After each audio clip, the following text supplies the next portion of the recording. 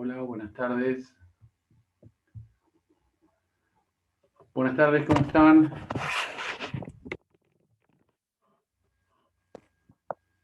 Hola Daniel, ¿cómo te va? Juan Manuel habla. Hola, Juan Manuel, ¿cómo te va? ¿Cómo andás? Bien, muy bien, muy bien. Bueno, me alegro. Ya te dejo de anfitrión, te mando un abrazo. Bueno, muchas gracias. No, por favor, de nada. Bueno, ¿cómo están? ¿Bien? Arrancando la semana después de la Pascua. Bueno, espero que hayan tenido una feliz Pascua, todos aquellos los que son creyentes, quienes no lo son, que compartan el espíritu pascual, que es un espíritu de renovación de las ideas, de los pensamientos, de la vida, un poco de eso se trata. Bien, vamos entonces a continuar con las renovadas clases de Derecho Penal.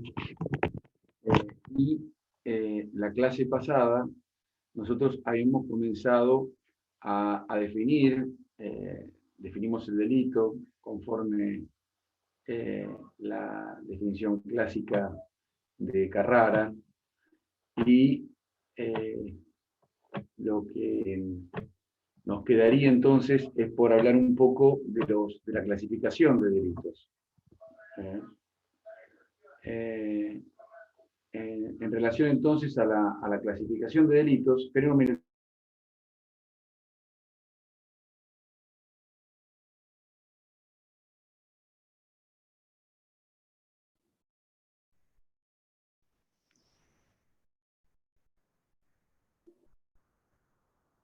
le decía entonces que en relación a la clasificación de delitos, nuestro Código Penal no establece una clasificación de los delitos. Esta es una creación de tipo doctrinario. Esta creación de tipo doctrinario ha llevado a clasificar los delitos de distinto modo.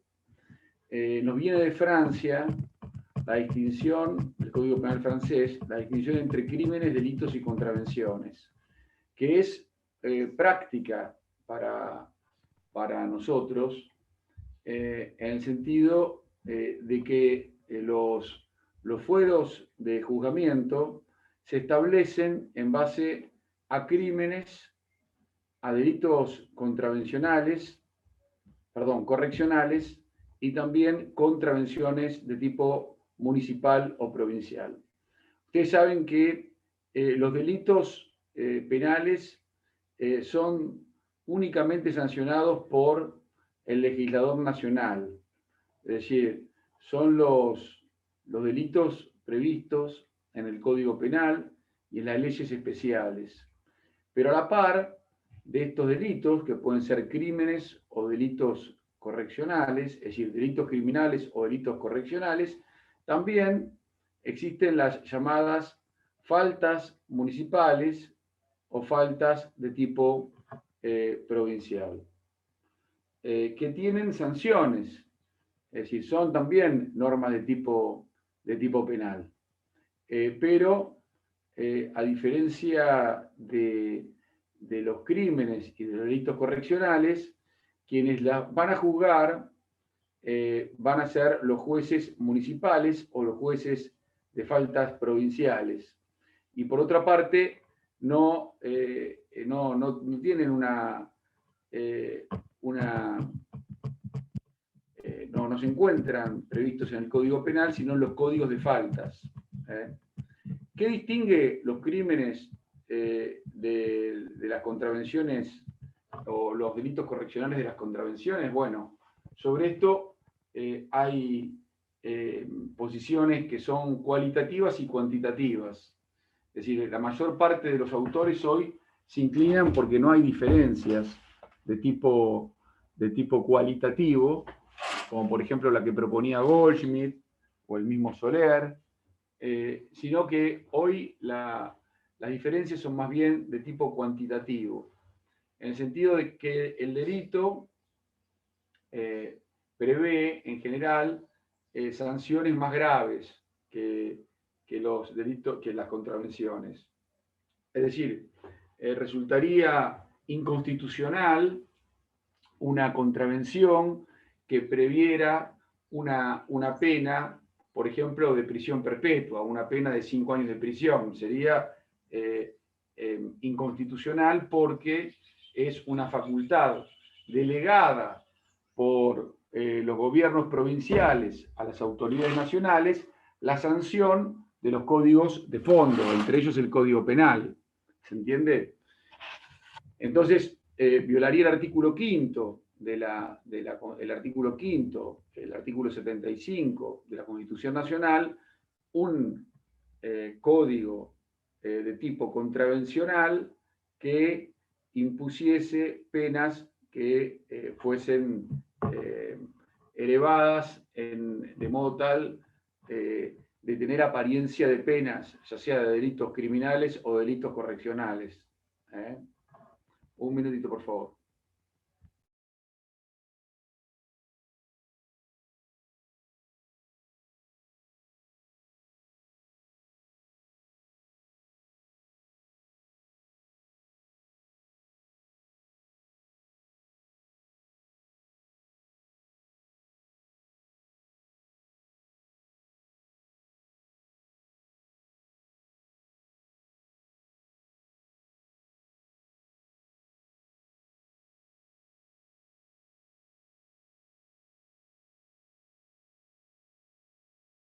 El mundo de la virtualidad tiene sus problemas. Ladran los perros, gritan los chicos. Bueno, pero así todo seguimos. Bueno, les decía entonces que nuestro Código Penal no contiene esta clasificación. Esta clasificación se desprende de la Constitución cuando habla de los crímenes cometidos por los legisladores y los casos en que se permite su arresto, que son los casos de flagrante delito. Es el único caso en que se permite la detención de los legisladores. Entonces, ¿qué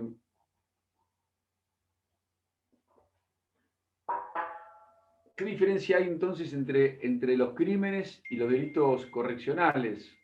Bien, la diferencia que hay entre los crímenes y los delitos correccionales es el monto de la pena prevista en abstracto para el delito. En la mayor parte de las legislaciones, esta pena es de 3 años.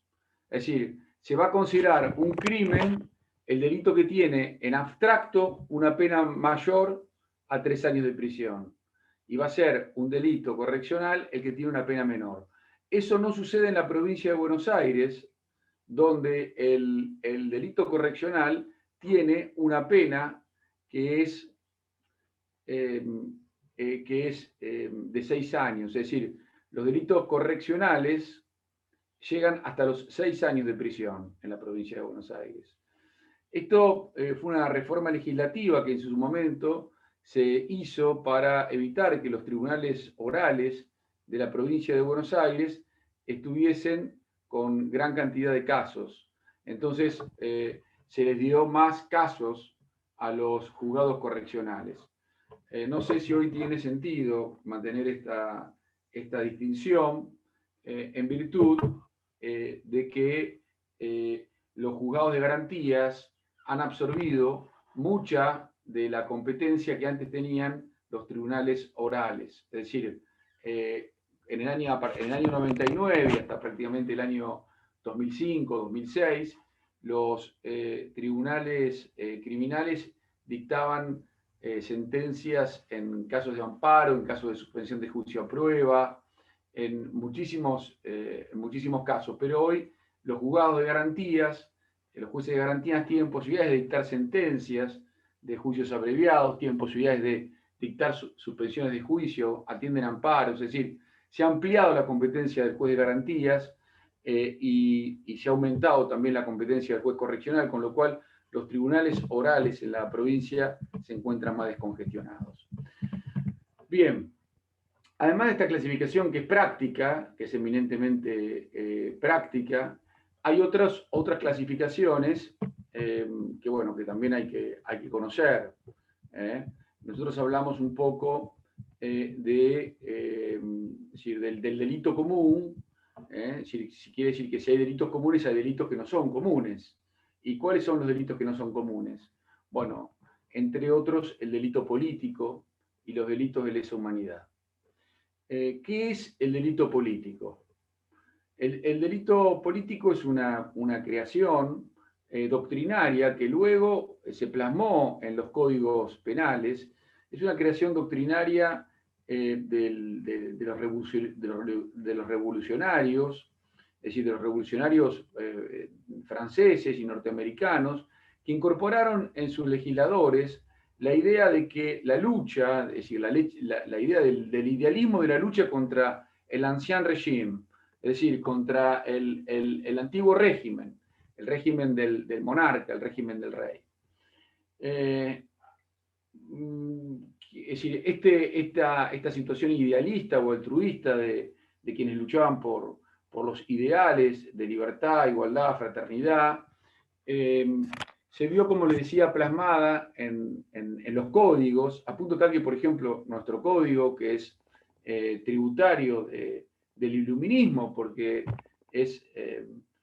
tiene antecedentes tanto en los códigos, en el código alemán de 1812 como en el código Toscana, y son todas obras que están fundadas en el pensamiento iluminista, que a su vez funda el pensamiento revolucionario. Nuestro código penal, por ejemplo, en el artículo 50, establece que no se considerará reincidente a quienes cometan delitos políticos.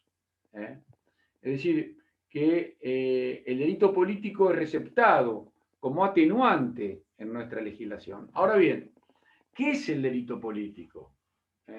Porque no es lo mismo el delito político que los políticos que cometen delitos. Es decir, no, es decir, no tiene relación con las situaciones de corrupción política, por ejemplo.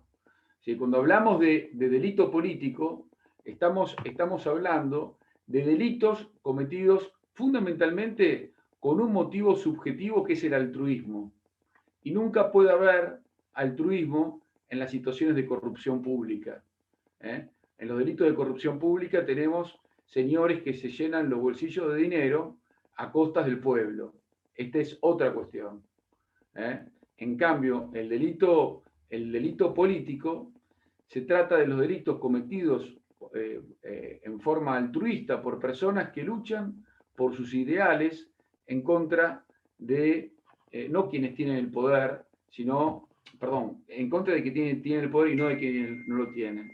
Digo esto, lo del poder, porque los delitos de corrupción suponen una situación de dominio sobre, o de infracción a deber, sobre situaciones en las cuales se encuentra la persona imputada del delito de corrupción.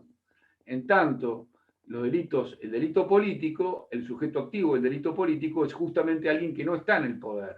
Es alguien que lucha en líneas generales contra el régimen. Hay delitos políticos puros, es decir, se clasifican los delitos políticos en delitos puros u objetivamente políticos, que son aquellos que... un minutito, por favor.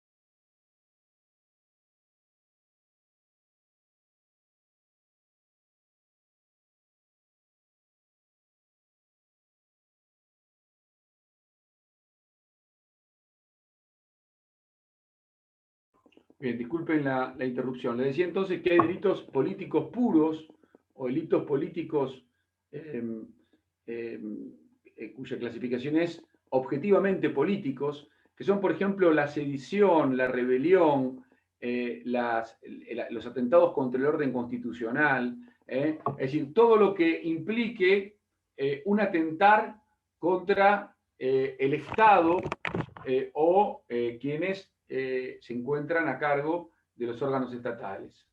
El desacato, por ejemplo, podría ser un delito político. El desacato es un delito que está derogado, pero que bueno,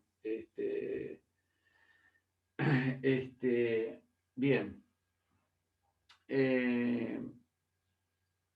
Bien. El delito político también se clasifica en subjetivamente político o la clasificación subjetiva del delito político. Es cuando la persona tiene el motivo político, pero puede afectar un bien jurídico no político. Por ejemplo, quien tiene como propósito atentar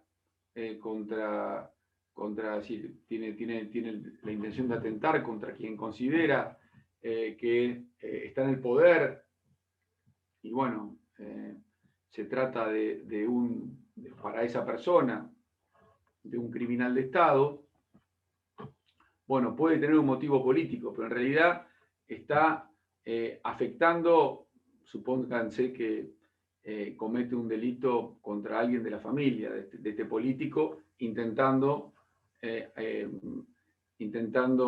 cometer un delito contra el político. En este caso está afectando la vida humana, o por ejemplo roba un arma para cometer un delito político, o roba un banco para cometer un delito político. Acá en estos casos, los bienes jurídicos afectados son bienes jurídicos comunes, no políticos. Lo que ocurre es que la motivación es política. Y luego están las tendencias mixtas, donde puede haber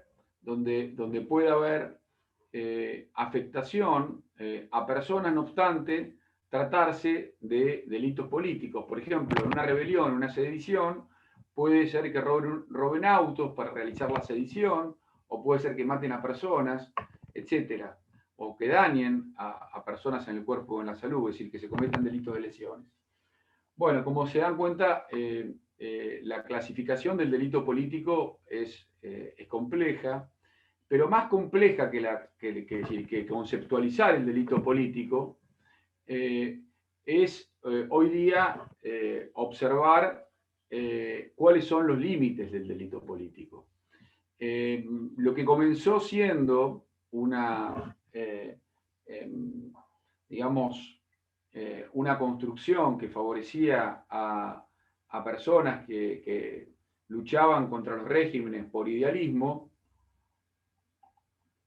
hoy día se le ha puesto límite a esta cuestión por varias razones, principalmente por los atentados terroristas. Es decir, si bien el mundo no ha definido el delito de terrorismo, todos sabemos de qué estamos hablando. Es decir, cuando se producen hechos de magnitud contra objetivos de tipo político por personas que no piensan de ese modo, piensan de modo distinto, y se producen daños de gran magnitud, estamos frente a atentados de tipo terrorista. Es decir, una bomba que hace estallar un edificio, o un atentado como el de las Torres Gemelas, o, bueno, tantos otros que nosotros podemos ejemplificar. Es un tema muy complejo porque por lo general hay una mirada, nosotros tenemos una mirada de este tema que tiene no siempre una perspectiva objetiva, siempre hay subjetividad, ideología, y por eso ha costado tanto definir lo que es el delito de terrorismo. Pero lo que les quiero significar que hoy día las convenciones internacionales y, por ejemplo, nuestra ley de cooperación internacional excluye de la definición del delito político el delito de terrorismo. Es decir, por más idealismo que pueda haber en las personas que cometen actos terroristas, los estados han convenido en no considerar los actos de terrorismo como delitos políticos. Ahora bien, como les decía, es muy complejo definir cuándo nos encontramos frente a decir, ¿cómo definimos el terrorismo? Por ejemplo, ¿es terrorista el acto de Julian Assange vinculado a difundir noticias que puedan afectar a estados? ¿O los Wikileaks, por ejemplo? ¿O es... ahí tenemos una cuestión. Ahí tenemos una cuestión. Se trata de personas que han tratado de revelar, a partir de sus investigaciones, cómo se afectan los derechos de las personas a partir de las actividades de los estados. Entonces, sería difícil en estos casos decir que estamos frente a actos terroristas. De hecho, la justicia inglesa tuvo hace poco un fallo a favor de Assange, es decir, rechazó el pedido de extradición de los Estados Unidos. Bien, ¿alguna pregunta hasta aquí? Bien. En rigor, hoy el delito político, más que esta clasificación objetiva y subjetiva, tenemos Perdón, que... una duda. Sí. A ver, no, espera que no te veo. ¿Sí, dónde estás? Yo, solo. Sí. Las tendencias mixtas, entonces, ¿cómo las podríamos definir? Podríamos decir que las tendencias mixtas son aquellas que afectan bienes jurídicos que tienen que ver con lo político, como por ejemplo la sedición, la rebelión, pero que además se afectan bienes jurídicos de tipo individual, y donde además hay una motivación política por parte del autor. Es decir, en lo que están de acuerdo todos los autores, prácticamente no hay discusión, es que no puede haber delito político si no hay un elemento subjetivo político. Es decir, si no hay altruismo político por parte del autor. Por eso, el delito de corrupción nunca puede entrar dentro del delito político. Y es importante entonces, esto que se dice, y es cierto, no es lo mismo el delito político que los políticos que cometen delitos, y entre ellos delitos de corrupción. Es decir, para que haya delito político tiene que haber un elemento altruista que tiene que ver con esto con estos antecedentes de la Revolución Francesa, donde se evitaba de juzgar a las personas que habían luchado contra el Ancien Régime. Se fueron luego poniendo restricciones a la concepción del delito político para evitar justamente los atentados contra los presidentes y contra los emperadores, contra los reyes. Así nace la cláusula del atentado belga. Esta cláusula, que está prevista hace ya muchos años en las convenciones internacionales, considera no político el atentado que se realiza contra los jefes de Estado. Esto es un principio del derecho internacional. Bien. Les decía entonces que el delito político, más allá de la clasificación en objetivo, subjetivo y mixto,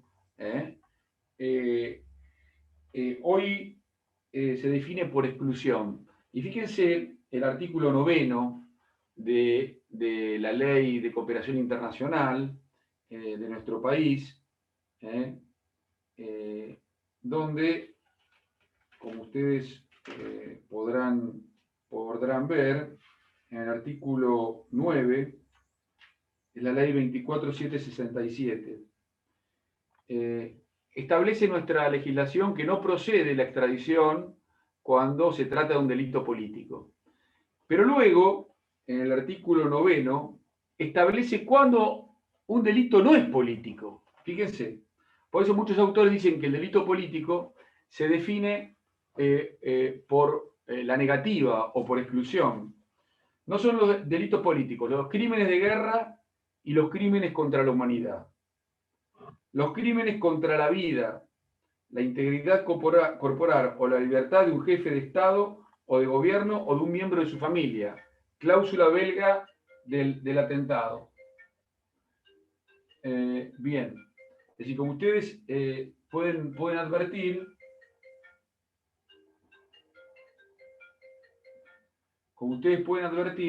lo que tenemos en estos casos es una clasificación por exclusión.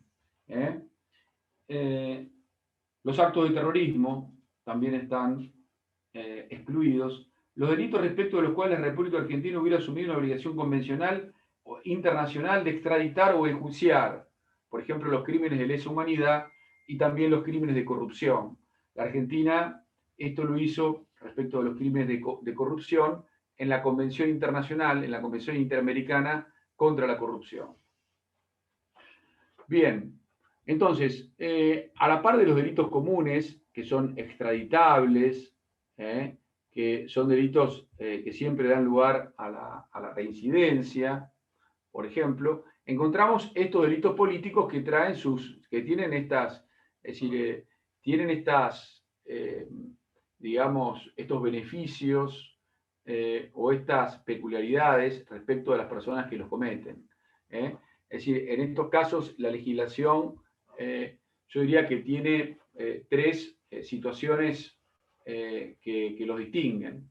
Dan lugar a los institutos del derecho internacional público del asilo, no son extraditables, en consecuencia no son extraditables, y en tercer lugar, no dan lugar a la reincidencia.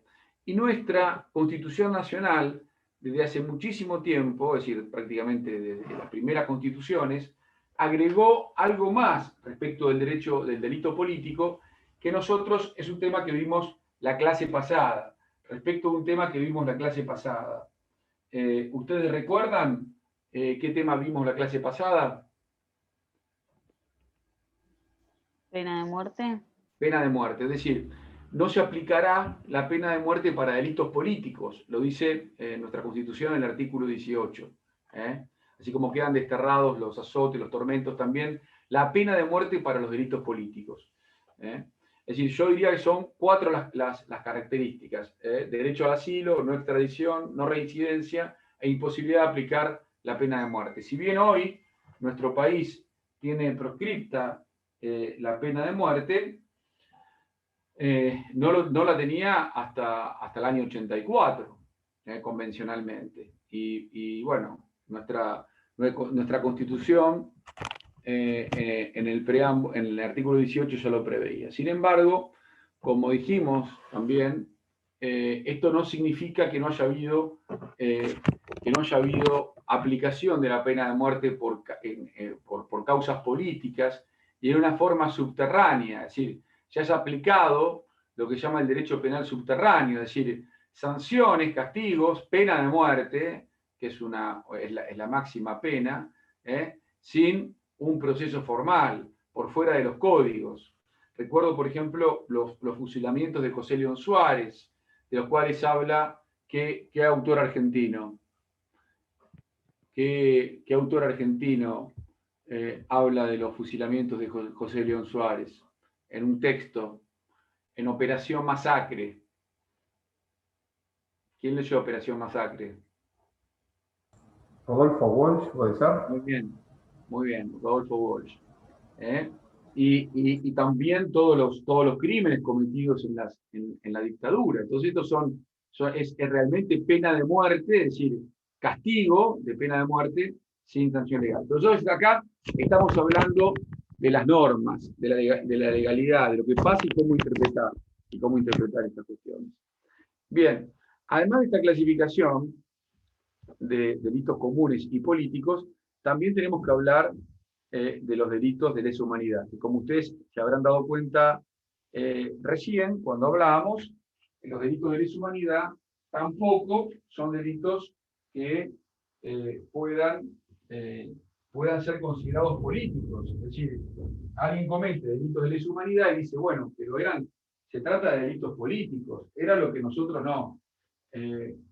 Nuestra ley impide considerar delito político los delitos de lesa humanidad. Es decir, nuestra misma ley nacional de extradición.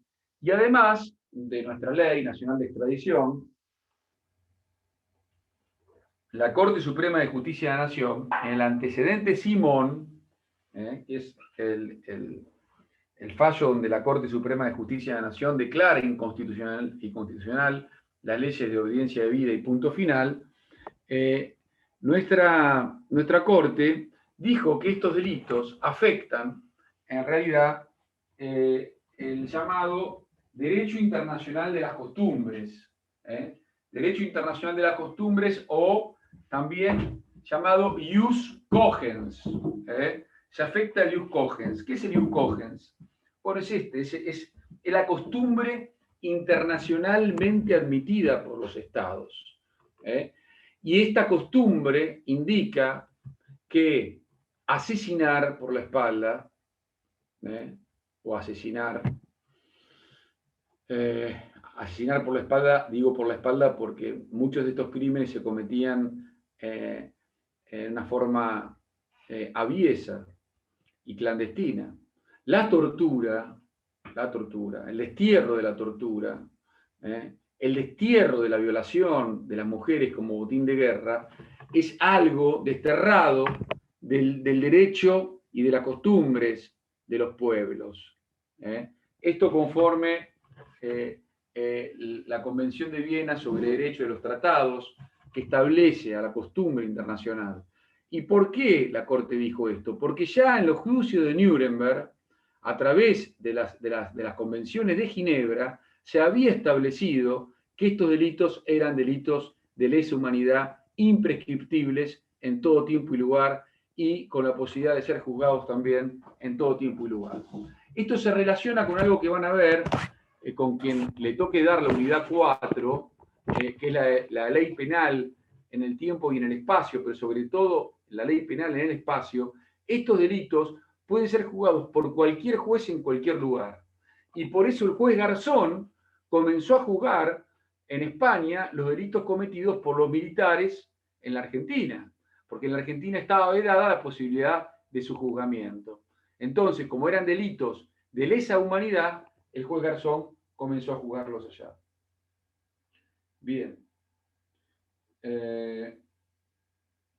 Perfecto. ¿Alguna pregunta sobre esto? Yo, profe, puede ser que me perdí en un momento. Había dicho que estaba el delito común y en el delito no común el político y el de lesa humanidad. ¿Perrier? Sí, acá abajo. ¿Qué decías? Que primero dijo que estaba el delito común y el delito no común, donde estaba el político y el de lesa humanidad. Bien, sí, pero sí, después, son clasificaciones, delitos de lesa humanidad, pero después delitos políticos. Cuando dijo sobre el delito común, dijo que son extraditables y que dan lugar a la reincidencia, y nombró el delito político. No. El delito. Es decir, y ahí me perdí. Ahí fue como que no me cerró. La clasificación es delitos comunes, delitos políticos y delitos de lesa humanidad. Lo que distingue el delito de lesa humanidad del delito común es fundamentalmente la imprescriptibilidad. Lo mismo pasa con los crímenes de guerra, con el genocidio y con el crimen de agresión. Son imprescriptibles.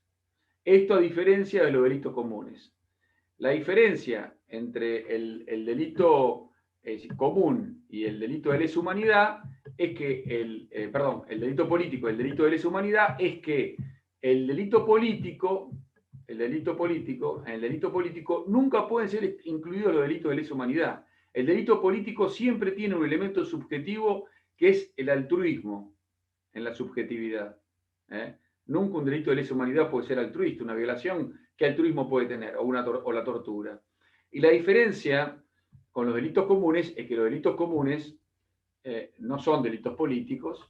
El delito común no es un delito político, es decir, no es el homicidio simple, un robo sin ningún tipo de motivación, no tiene ninguna situación especial, y se diferencia del delito de lesa humanidad, entre otras cosas, en su prescriptibilidad. Esto desde el punto de vista práctico, porque en rigor hay una definición del delito de lesa humanidad que está dada en el Tratado de Roma y que establece que el delito de lesa humanidad consiste en un ataque generalizado contra un sector de la población a partir de una situación de persecución política, y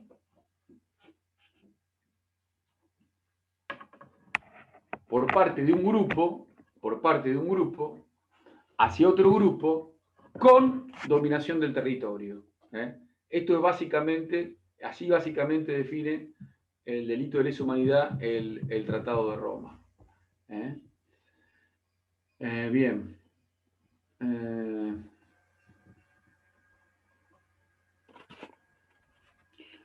Además, bueno, no sé si hay alguna pregunta que me quieran hacer sobre este punto. Esto es un tema muy interesante. Ustedes algo de esto van a volver a ver en Derecho Internacional Público, los delitos de lesa humanidad, el Tratado de Roma, el juicio de Nuremberg, y tienen bastante material sobre este punto a los que les interese, sobre todo sobre delitos de lesa humanidad, en la página de la materia. Si ustedes van a encontrar ahí un libro que se llama Autoría y Crímenes contra la Humanidad, y van a poder, a los que les interese los juicios de Nuremberg y el juzgamiento de los delitos de lesa humanidad o delitos contra la humanidad, pueden ahí tener material para leer. Bien, entonces continuemos un poco con la clasificación de los delitos, pero ahora vamos a hablar de una clasificación que es más bien de tipo local. Esta clasificación de tipo local, nosotros podemos hablar de que nuestro Código Penal distingue los delitos como delitos de acción pública, delitos dependientes de instancia privada y delitos de acción privada. La regla es que todos los delitos son de acción pública, y la excepción está dada por los artículos 72 y 73, que prevén los delitos dependientes de instancia privada y de instancia privada. No sé si alguno tiene el código, le voy a pedir que lea, que vamos a leer juntos estos artículos. Antes voy a hacer una pequeña explicación, antes de que comiencen a leer. Profe, perdón, disculpe, Sí. Clara Regalini. Sí. Artículo 72 y ¿cuál otro más? 71, 72 y 73 del Código Penal. Está, Esto es algo perfecto. muy importante, lo van a volver a ver quizás en procesal penal, pero bueno, es algo muy, muy conceptual, muy del funcionamiento de la realidad jurídico-penal y que tienen que conocer. La regla entonces es que los delitos son de acción pública. El delito afecta el orden público y por lo tanto la mayor parte de los delitos son de acción pública. Pero hay excepciones que están dadas por particulares circunstancias. Una de estas circunstancias es el interés privado y la afectación de bienes jurídicos que, si bien pueden tener protección en el derecho privado, el legislador tiene un interés público en que puedan los privados perseguir estas situaciones como delitos. Y por eso son delitos de instancia privada. Están previstos en el artículo 73 del Código Penal y ahora ustedes lo van a leer. Pero también les debo decir que ocurre que muchas veces el Estado, a través de sus fiscales, pierde interés en la persecución de los delitos de acción pública, porque consideran que no hay pruebas de que la persona no es el autor, de que el delito no se cometió. Si el fiscal puede tener esa convicción. Y puede ocurrir que la víctima no esté de acuerdo con esa opinión del fiscal.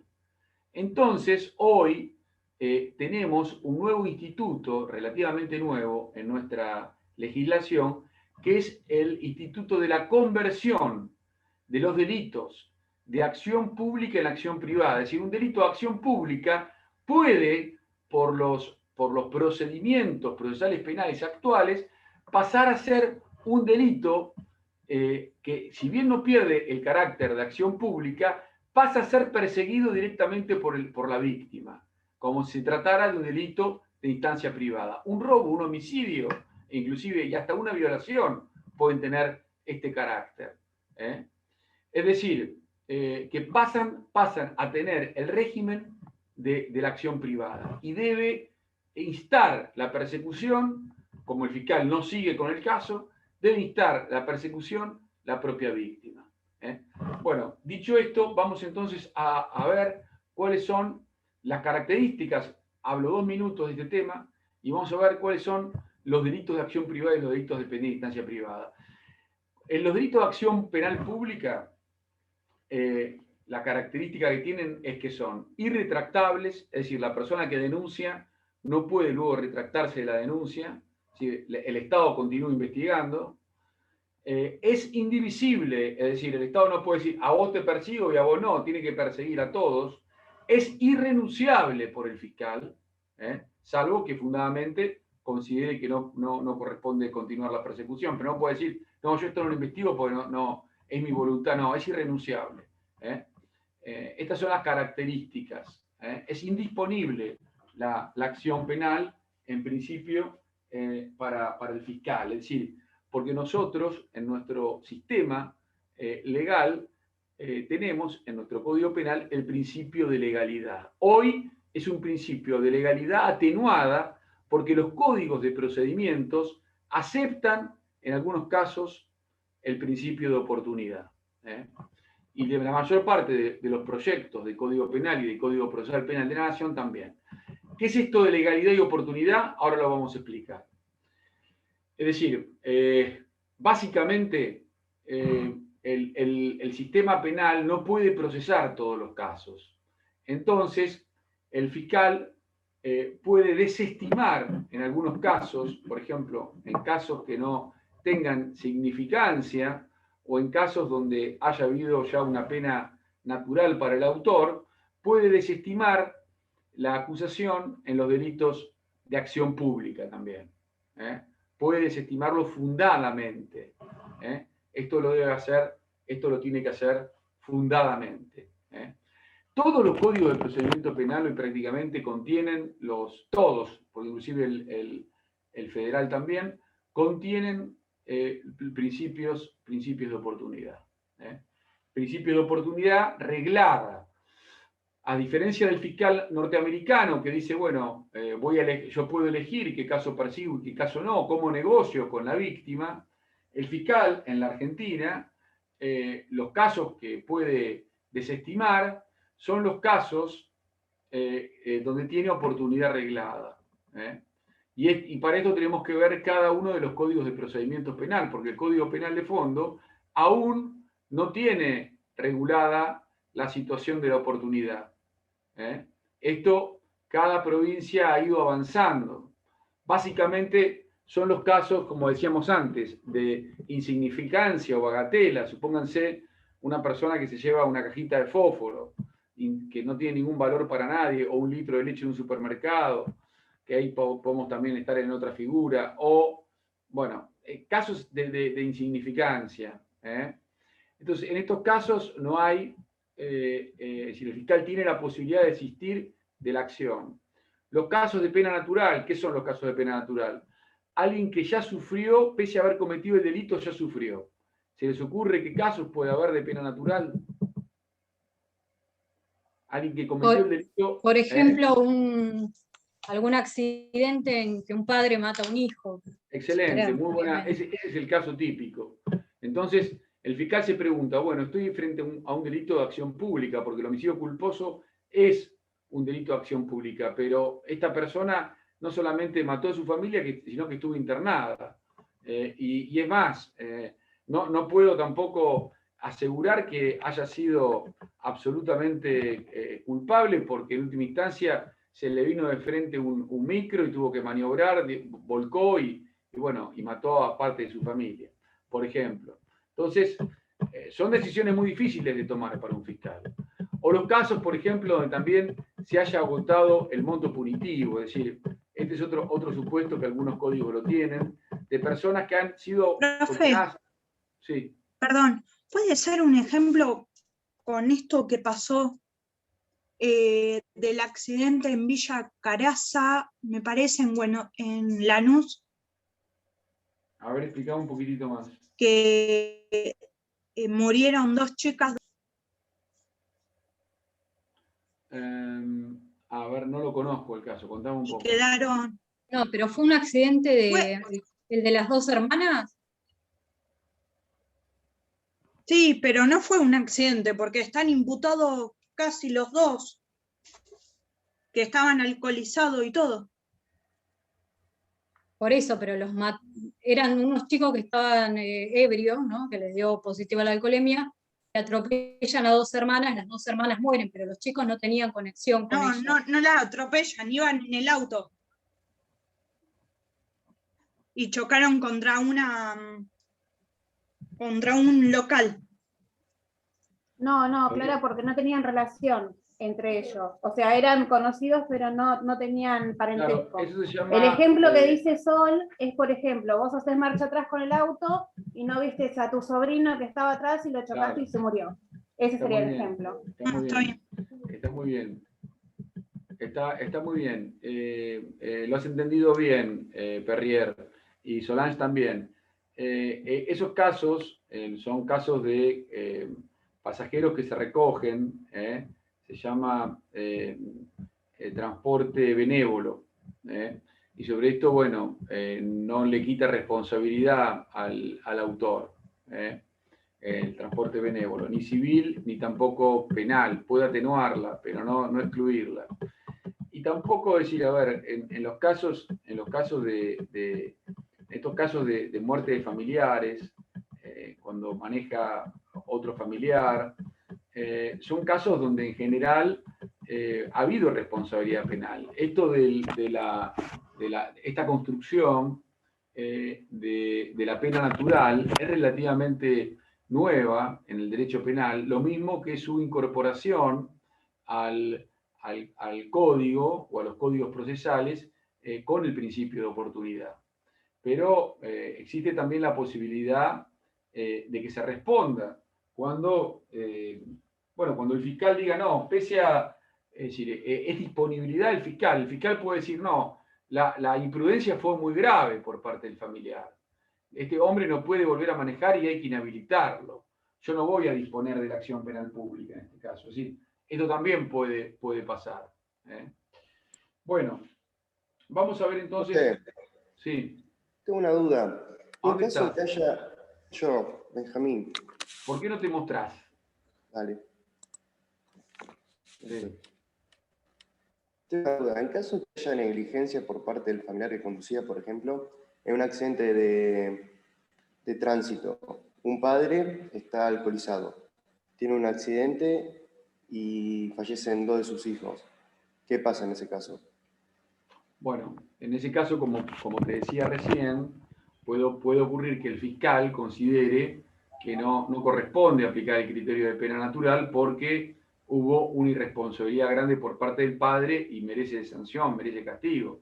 Es decir, por eso hay que ver el caso. Pero digamos que la posibilidad normativa se encuentra hoy en los códigos procesales. de disponer, es decir, a ver, muchas veces la culpa es mínima o inclusive puede no haber culpa, y el fiscal con esto, ustedes piensen que un proceso penal, y sobre todo los culposos, duran mucho tiempo. Y mientras tanto, todo el proceso es, en realidad, es un mecanismo de aplicación de la ley que repara a la víctima y contribuye al afianzamiento de la justicia, pero a la vez, para un inocente, un proceso es también una situación de angustia que ha llevado incluso a nuestra Corte a aplicar criterios de aplicación de lo que se llama plazo razonable. El plazo razonable es una construcción doctrinaria y hoy incorporada a las convenciones internacionales de derechos humanos, por el cual no se puede tener sometido a una persona indefinidamente a proceso.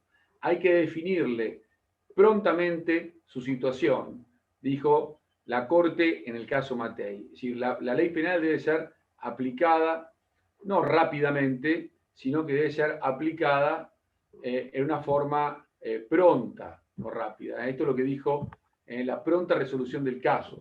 Es lo que se espera, para evitar eso que decía Shakespeare ya en Hamlet, la tortura que significa muchas veces el sistema de justicia, la lentitud del sistema de justicia. Tenemos que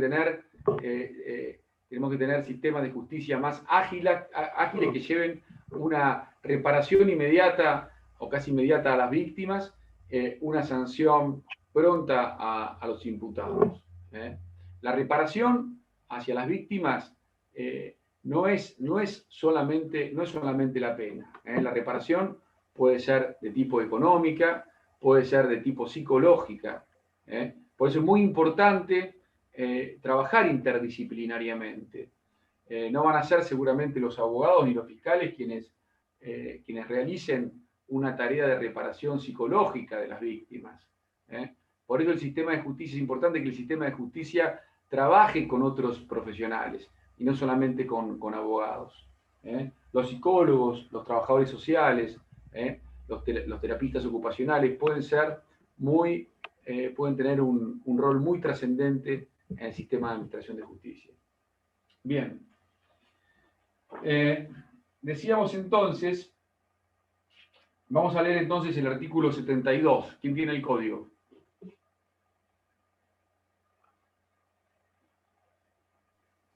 Sí, yo lo tengo. Sí. Adelante. Artículo 72. Son acciones dependientes de instancia privada las que nacen de los siguientes delitos. Los previstos en los artículos 119, 120 y 130 del Código Penal, cuando no resultare la muerte de la persona ofendida o lesiones de las mencionadas en el artículo 91. Paramos un poquitito acá. Se trata de los llamados delitos contra la integridad sexual. Antes se llamaban delitos contra la honestidad. Hoy se llaman delitos contra la integridad sexual. Abusos sexuales con acceso carnal es la violación, abuso sexual simple y también el rapto. Estos son delitos de instancia privada porque se espera la voluntad de la víctima, si quiere avanzar o no.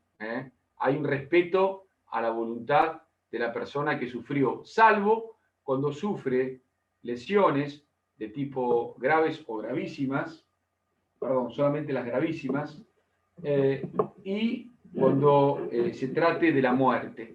Y también, como van a ver más adelante, cuando estos abusos, cuando estas acciones se realizan por quienes tienen el deber de cuidar a estas personas, los padres, los guardadores, los tutores, o las personas que estén a su cuidado. Se trate de niños o de personas con problemas, con otras discapacidades. Adelante, el segundo ítem. Perdón, estaba tomando nota. Lesiones leves, sean dolosas o culposas. Impedimento de contacto de los hijos. Sin embargo, en los casos de este inciso, procederá a oficio cuando median razones de seguridad o interés público. Las lesiones leves son los rajunios. Son básicamente las lesiones que tardan menos de 30 días para curarse, de acuerdo al código. ¿Por qué el criterio del legislador en estos casos? Porque se trata de evitar, imagínense la cantidad de procesos que de oficio tendríamos que iniciar si todas las lesiones leves se iniciasen de oficio. Por eso, esa instancia de parte, si la parte lo quiere, sí, salvo donde mediare razones de orden público. Por ejemplo, si un colectivero choca y lesiona a sus pasajeros, en este caso podría haber razones de orden público. O, por ejemplo, si un policía lastima a un ciudadano, golpea a un ciudadano y le provoca lesiones leves, acá también hay razones de orden público, salvo, por supuesto, que estemos frente a una situación de vejamen o de apremio ilegal. Acá entran a jugar otras figuras penales. Pero supónganse que un funcionario público que no está en funciones, bueno, hay también una razón que puede ser considerada. Tercero, impedimento. Sí, en el impedimento de contacto de los hijos menores con sus padres no convivientes. Bueno, esta es una figura de los años 90, que trata de proteger fundamentalmente a los padres. Esta es una figura hoy muy criticada. En su momento, es decir, los padres eran procesados por no alimentar a sus hijos. Es decir, en general, en nuestra cultura patriarcales, era el hombre el que trabajaba, la mujer la que se quedaba en el hogar, y cuando había un divorcio, la madre que no trabajaba, es decir, el modo de subsistir era a través, ella y sus hijos, eran los alimentos que pasaba el padre. Entonces, esta figura también de incumplimiento de los deberes de asistencia familiar. Y esto sale un poco como una respuesta, porque cuando no se pasaban los alimentos, los padres no le dejaban a las madres ver a los hijos, o por ahí tampoco se los dejaban ver. Es una figura que tiene como víctima a los hombres y como imputadas en general a las mujeres. Por eso en los últimos tiempos no ha sido de aplicación. Prácticamente no hay casos de este artículo. ¿Sí? Seguí leyendo, por favor.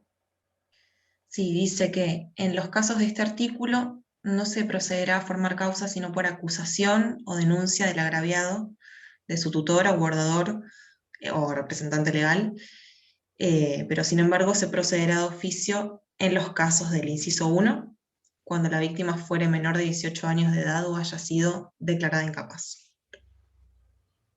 ¿Sigo? Sí, adelante. En los casos del inciso 2, cuando mediare razones de seguridad o interés público, y en los casos del inciso 2 y 3, cuando el delito fuere cometido contra un menor que no tenga padres, tutor ni guardador, o lo que fuere por uno de sus descendientes, tutor o guardador, o cuando existiera intereses gravemente contrapuestos entre estos y el menor, siempre que resultare más conveniente para el interés superior de aquel. Bien. Es decir, siempre el interés superior del niño o de la niña. El código habla de menores.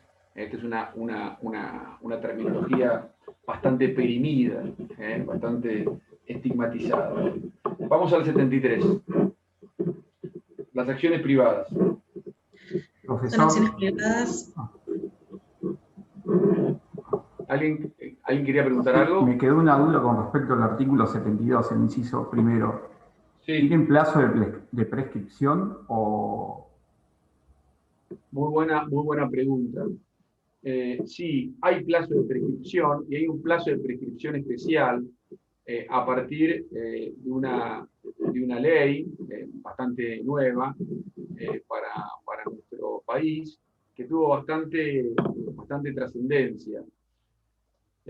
A partir de los 18 años, es decir, a partir de que las personas que han sido abusadas sexualmente cumplen los 18 años, comienza a regir el plazo de prescripción, no a partir de la comisión del crimen, lo cual es algo bastante interesante. Inclusive hoy está siendo cuestionado esto como para darle mayor amplitud y hacerlos imprescriptibles.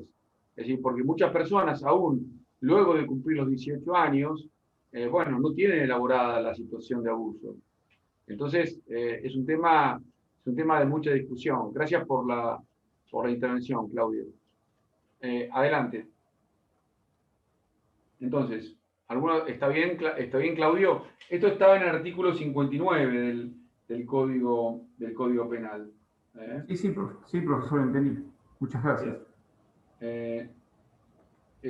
Bueno, adelante. Artículo 73. Son acciones privadas las que nacen de los siguientes delitos. 1. Calumnias e injurias. 2. Violación de secretos, salvo en los casos de los artículos. Se dan cuenta, es decir, son delitos donde se afecta el honor. El honor es un bien jurídico particular. Lo que a mí me afecta, a vos te puede no afectar. Un homicidio afecta a todos, lo mismo que un robo. Pero a mí puede no afectarme algo que me digan. Entonces, qué sé yo. Esto es muy subjetivo. Así que el honor siempre ha tenido este carácter de bien jurídico que debe ser, digamos, perseguida la condena a partir del interés individual de la persona. El delito puede cometerse, pero puede no haber interés en la persecución. Muchas veces hasta puede ocurrir inclusive que una persona se sienta beneficiada porque alguien lo injuria. La magnitud de tu calumnia habla de ti, ¿no? O la magnitud de tu agravio habla de la debilidad de tus argumentos. Es decir, esto es también forma parte de un juego que el legislador le da a las personas para que accionen o no accionen en estos casos. Segundo tema, violación de secretos. La violación de secretos, salvo los casos de los artículos 154 y 157, que son los de los funcionarios o de las personas que tienen deber de guardar secreto profesional. Un abogado tiene deber de guardar secreto profesional acerca de lo que su cliente le dice. Lo mismo que un médico. Quienes revelan estos secretos sin causa justificada pueden cometer un delito de acción pública, no de acción privada. Ahora, si yo violo un secreto, que no es un secreto especialmente de estos protegidos, es decir, los secretos de Estado, la violación del correo, o los secretos de los profesionales. Si no estamos dentro de este rubro, si hay alguien que viola el secreto de otro, bueno, esto es un tema que corre por cuenta de él. No hay en este caso un interés público. Adelante, tercero. Bueno, concurrencia desleal, prevista en el artículo 159. Sí. Y el cuarto dice incumplimiento de los deberes de asistencia familiar cuando la víctima fuere el cónyuge.